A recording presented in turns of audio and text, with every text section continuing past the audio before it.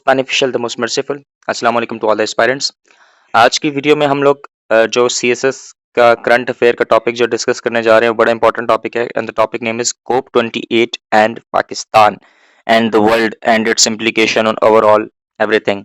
मैं आपको बताऊंगा कि कोप होता क्या है। आप अक्सर अखबारों में सुनते हैं या फिर वैसे न्यूज़पेपर में के अलावा आपके पास एमसीक्यूज में आता है जी कोप ये कहाँ पे हुआ है। आज इंशाल्लाह ये आपको सारी जो है डिटेल में बताएंगे कि क्लाइमेट चेंज किसे कहते हैं, कोप क्या होता है, क्लाइमेट चेंज से दुनिया कैसे इफेक्ट हो रहा है।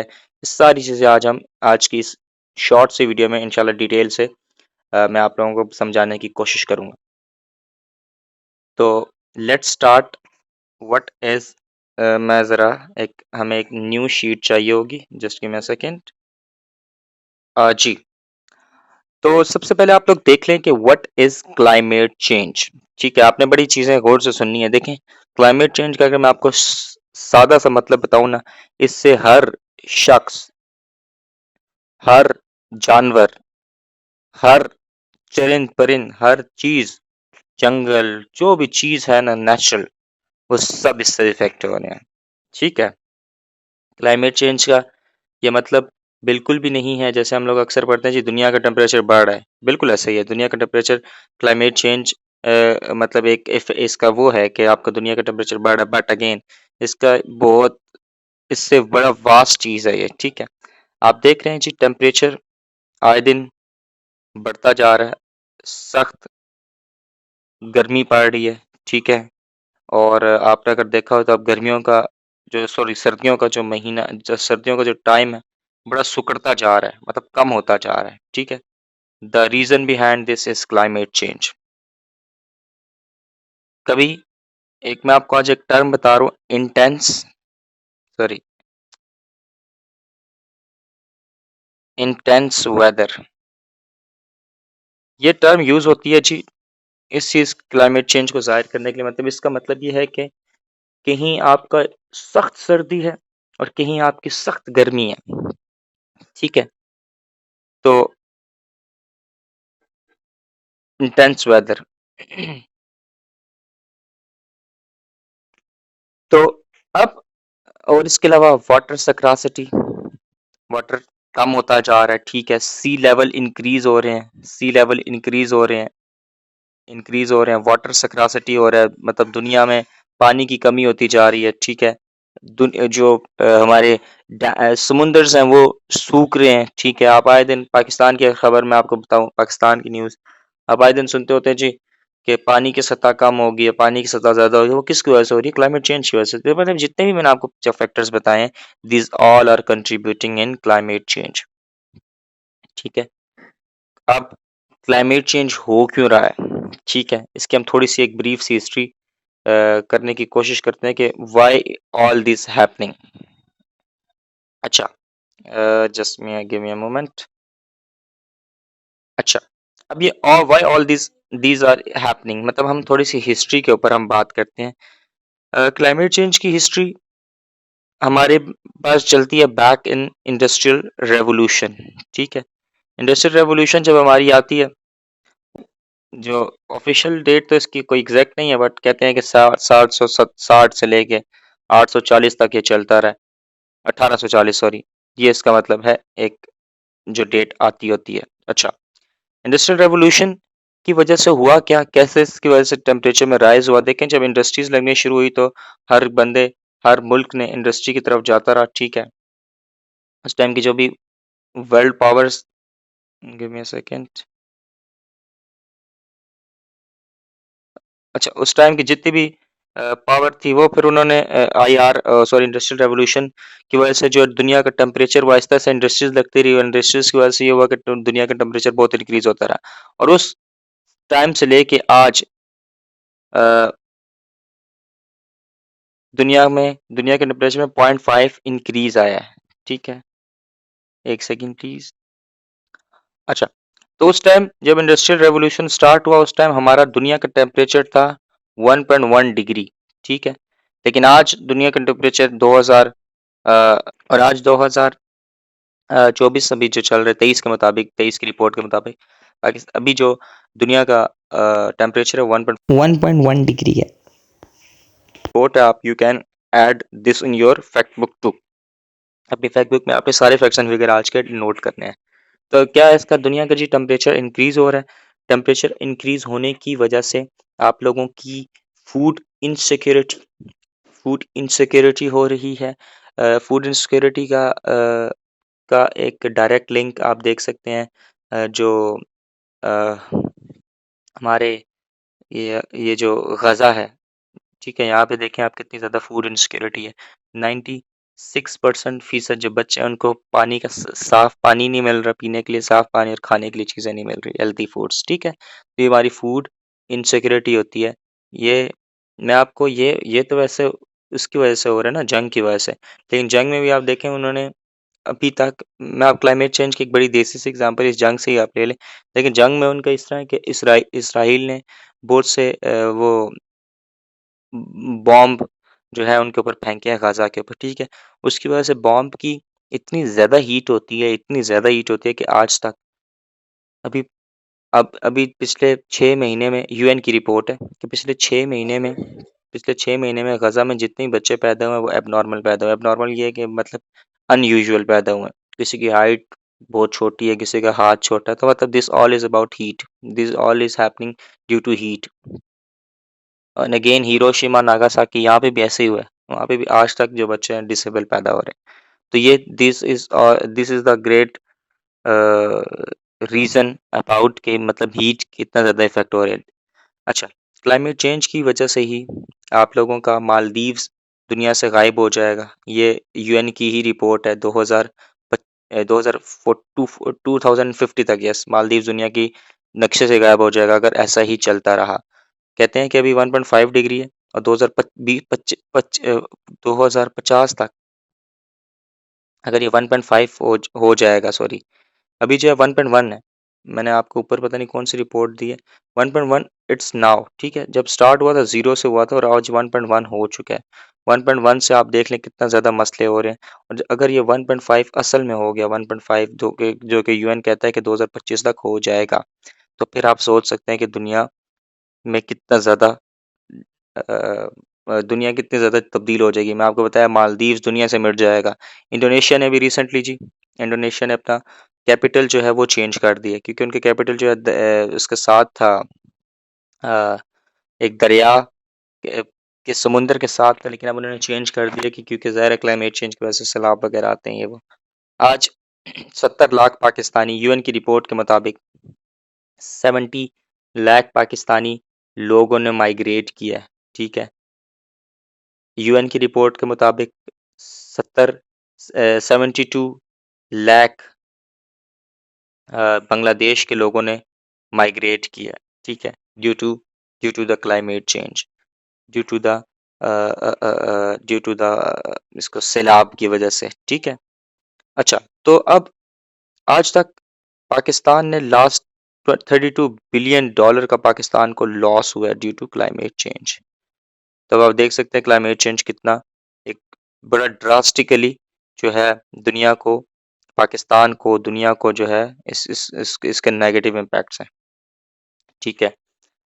इससे ना सिर्फ मैंने आपको ये ह्यूमन के बारे में बताया, आप ह्यूमन के अलावा जो एक्वेटिक लाइफ है उसको भी आप देख लें। इसके अलावा आपकी जो इकोसिस्टम है आप उसको भी देख लें। सारों को ये इफ़ेक्ट कर रहा है global warming, climate change. This is affecting all the things. आपको इसकी एग्ज़ाम्पल इस तरीके से दी जा सकती है कि 2023 में कनाडा में, या आपने केस स्टडी ऑफ कनाडा याद रखना है, कनाडा में एक वाइल्ड फायर होता है, ठीक है।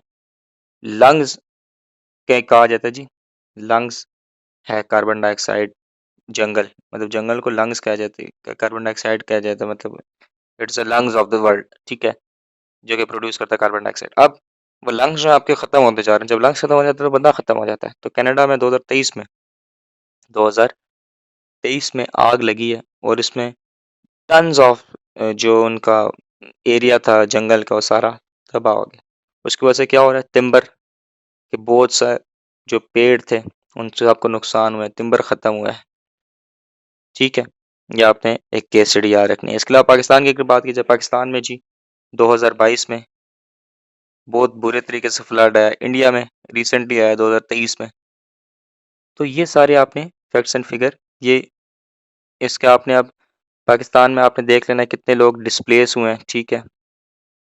मोर देन 50 लाख प्लस लोग जो हैं इससे इफेक्ट हुए हैं ड्यू टू क्लाइमेट फ्लड से, ठीक है।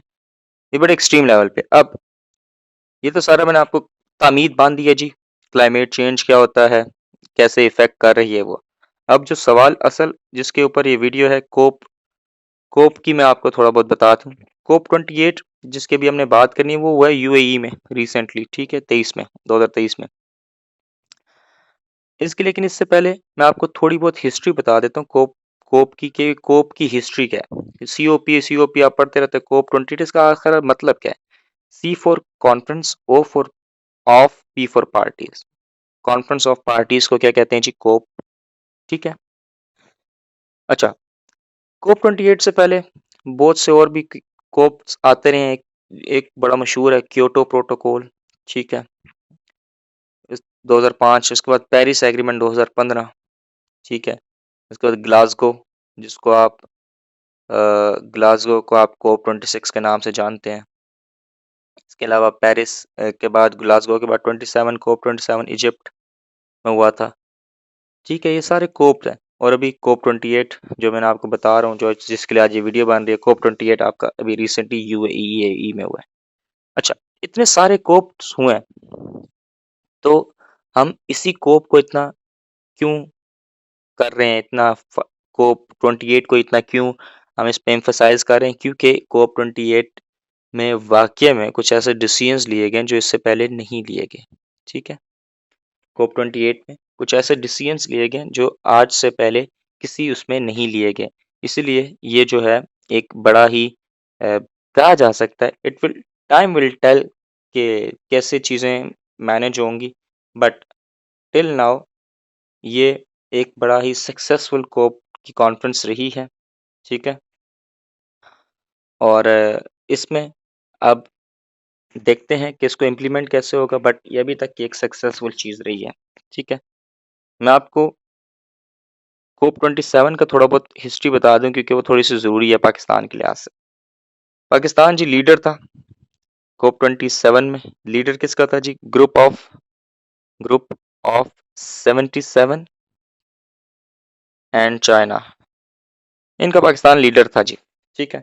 इसके दो टास्क थे। पहला था कि आपने प्रोटेक्ट करना है अपने अपने जिसके दो टास्क हैं। पहला है जी अपने अपने इंटरेस्ट को आपने प्रोटेक्ट करना है, और दूसरा आपने तमाम जो है जो बाकी इंटरेस्ट हैं डेवलपिंग कंट्रीज को, उनको आपने प्रोटेक्ट करना है, ठीक है। अच्छा, अच्छा, जब भी क्लाइमेट चेंज का सवाल आएगा ना, आपने ये डायग्राम से एक बनानी है। यहाँ पे आपने लिखना है एम्बिशंस। एम्बिशंस के ऊपर आपने लिख देना इंक्रीज होगा। इसको आपने प्लस लिखना है इमिशन। इमिशन आपने लिख देना डिक्रीज। फिर आपने प्लस लिखना है फाइनेंस। फाइनेंस आपने लिखना है इंक्रीज। फिर आपने दरमियान में इक्वल टू का निशान डालना है।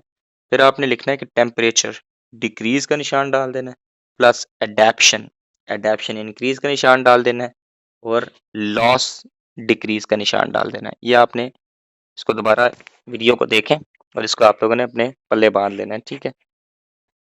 तो एनीवेज, अब कोप 28, ये कोप 27 के लिए पाकिस्तान के लिए इम्पोर्टेंट था, इसलिए मैं आपको बता दिया। अच्छा, कोप 28 में जी ये चीज़ देखी गई है पहली time, first time in the history of climate change की कॉन्फ्रेंस, कि भाई जो दुनिया के 60% ममालिक हैं ना, 60% कंट्रीज जो हैं, नहीं, आई एम सो सॉरी, जो दुनिया की 100 कंट्रीज हैं ना, वो टोटल 3% जो है आप लोगों का कंट्रीब्यूट कर रही है कार्बन में। कार्बन एक बहुत बड़ा इशू है। कार्बन एक क्लाइमेट चेंज का एक बहुत बड़ा कॉज है, जिसकी वजह से दुनिया का टेम्परेचर, वर्ल्ड टेम्परेचर इंक्रीज हो रहा है। मैंने आपको बताया कि अभी दुनिया का टेम्परेचर 1.1 है, और 2050 तक कहा जा रहा है कि 1.5 हो जाएगा। ये यूएन भी कह रहा है, ये आईपीसीसी भी कह रहा है। आईपीसीसी एक इंटरनल बॉडी है फॉर क्लाइमेट चेंज, ठीक है। अच्छा, लग गया तो आईपीसीसी का एक और मुझे फैक्ट्स एंड फिगर याद आ गए, आप लोगों ने याद रखना है। पाकिस्तान में फ्लड आता है जी, उसमें 15,000 बंदे मरे, ठीक है। 8 मिलियन प्लस इवैक्यूएट हुए हैं, ठीक है।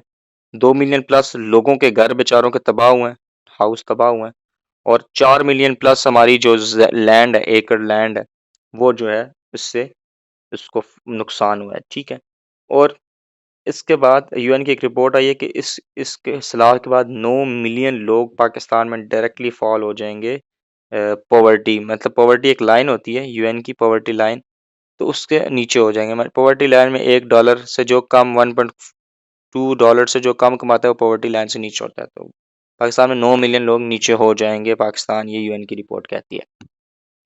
एनीवेज, COP28 मैंने आपको बताया कि 100 कंट्रीज जो है COP28 कार्बन में कितने फीसद, 3% जो है कंट्रीब्यूट कर रहे हैं। ठीक है, जबकि सिर्फ 10 ऐसे कंट्रीज हैं जिसमें जो जिनका कार्बन शेयर 60% है। ठीक है, ये डेवलपिंग कंट्रीज है, डेवलप्ड कंट्रीज है।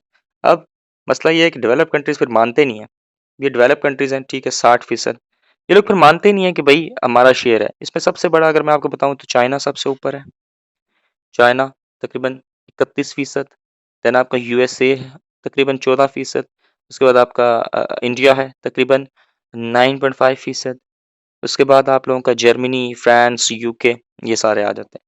जी, 10 कंट्रीज मिला के दुनिया में 60%, 60 इज अ ह्यूज अमाउंट, 60% आप लोगों का क्लाइमेट चेंज के ऊपर ये लोग, इनका मतलब इनका कंट्रीब्यूशन है। और जो बाकी 3% है 100 कंट्रीज में, पाकिस्तान है, बांग्लादेश है, जो छोटे मोटे डेवलपिंग कंट्रीज, अंडर डेवलप्ड, वो आ रहे हैं।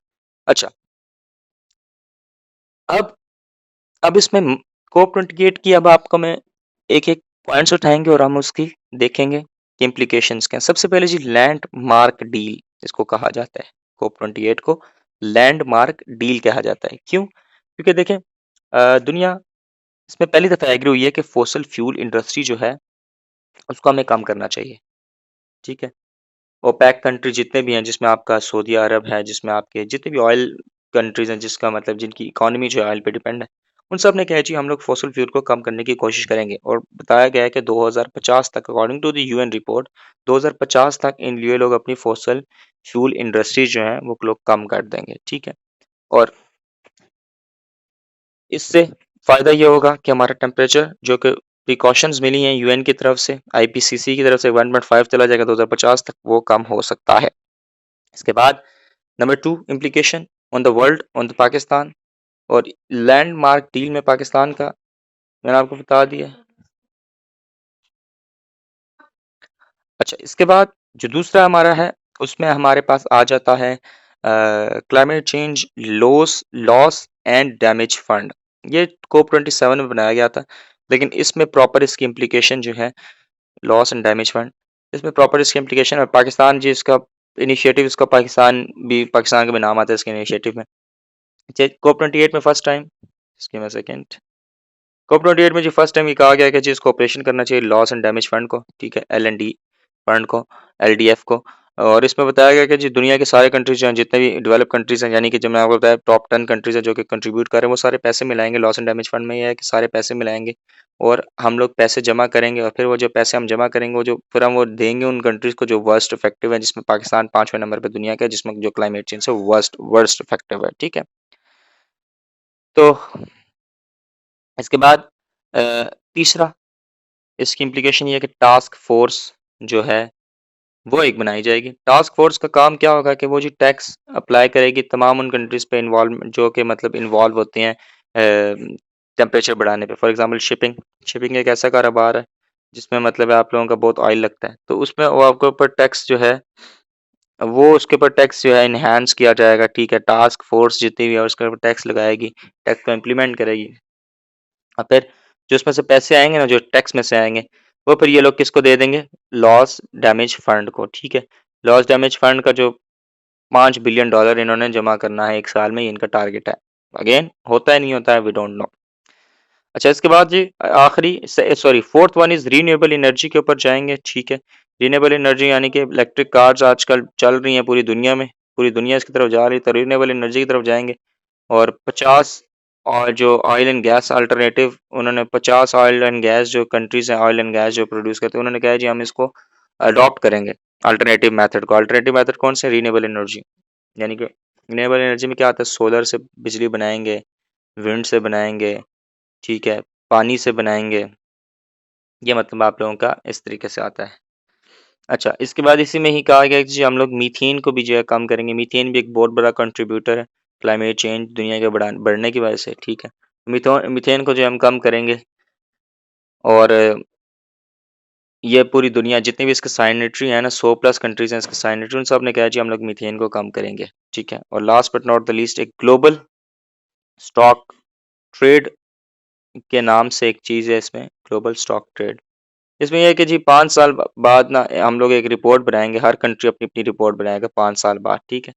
आफ्टर 5 साल बाद हम ये हम देखेंगे उस रिपोर्ट में, ये पता लगेगा कि उस मुल्क में हर मुल्क अपनी रिपोर्ट बनाएगी और उसमें देखेंगे कि मसला क्या आ रहा है, ठीक है। फॉर एग्जांपल अब पाकिस्तान की रिपोर्ट बनेगी जी, पाकिस्तान में क्या आएगा जी, हमारा 2022 में वो आया सैलाब आया, हमारे इतने लोग जो हैं वो बेचारे फोत हो गए हैं वो। तो इसके मुताबिक ये होगा कि आप लोगों की जो टास्क फोर्स है वो आप लोगों के सारे रिपोर्ट को देखेगी और फिर आप लोगों को उसके मुताबिक जो है आप लोगों को डिसीजन करना पड़ेगा उसके रिपोर्ट के मुताबिक। तो ये 5 इसकी इम्प्लीकेशन थी। वीडियो बहुत ज़्यादा लंबी हो गई है, मेरा दिल था इसको 2 पार्ट में शेयर करूँ, लेकिन अब एक ही पार्ट में हो गया, तो बस आई होप सो आप लोगों को समझ आ गई होंगी चीज़ें। बहुत डिटेल्ड वीडियो होगी है। तो एनीवेज़ आप लोग सबका शुक्रिया, थैंक्स फॉर वॉचिंग। आप इस वीडियो को आप ज़रूर शेयर कीजिएगा अपने दोस्तों के साथ, ताकि ना ज़्यादा से ज़्यादा लोगों को फ़ायदा हो। सीएसएस के फ्री लेक्चर्स करने के लिए फ्री लेक्चर्स का यूट्यूब चैनल है जी, ठीक है। और आप प्लीज़ इसको डू सब्सक्राइब। आप लोगों को इंशाल्लाह करंट अफेयर 2025 के जितने भी बच्चे अपीयर हो रहे हैं, या फिर पीएमएस 2000 पीएमएस 2000 ये कौन सा 24 के लिए जो अपीयर हो रहे हैं, आप सबको पीपीएस प्रोविजनल प्लानिंग सर्विस के जो बच्चे अपीयर हो रहे हैं 2024 में इस केपीके का, इसके अलावा तहसीलदार के लिए जो बच्चे अपीयर हो रहे हैं उन सब के लिए चैनल बनाया गया है, ठीक है। आप सबको इंशाल्लाह करंट अफेयर के टॉपिक्स इसमें बताए जाएंगे। चैनल का मकसद 2 है, एक आपको करंट अफेयर तैयार कराना, एक आपको जीके की बेहतरीन सी तैयारी कराना, एक आपको डेली इसमें आपको डेली करंट अफेयर भी आ जाएगा जो डेली टुडेज जीके है उसमें। और एक और है आप लोगों का सीएसएस पीएमएस के लिए हर सब्जेक्ट के लिए अलग से गाइड करना individually. Thank you for so much for watching this video. अपना ख्याल रखिएगा। पाकिस्तान जिंदाबाद।